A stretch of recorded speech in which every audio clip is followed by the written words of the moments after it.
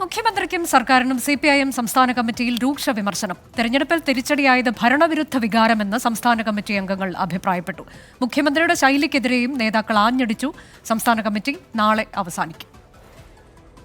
തിരഞ്ഞെടുപ്പ് തോൽവി വിലയിരുത്താൻ ചേർന്ന CPIM സംസ്ഥാന കമ്മിറ്റി യോഗത്തിലാണ് മുഖ്യമന്ത്രിക്കും സർക്കാരിനുമെതിരെ കടുത്ത വിമർശനം ഉയർന്നത്. ഭരണവിരുദ്ധ വികാരമില്ലെന്ന മുഖ്യമന്ത്രിയുടെ വാദത്തിന് വിരുദ്ധമാണ് സംസ്ഥാന കമ്മിറ്റിയിലുണ്ടായ ചർച്ച.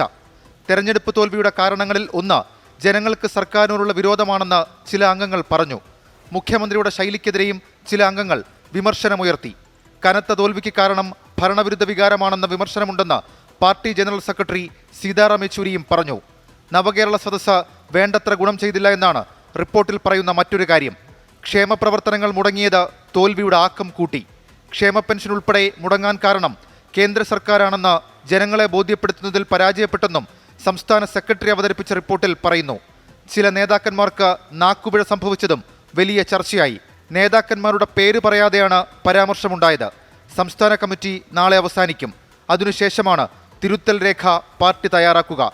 24 തിരുവനന്തപുരം.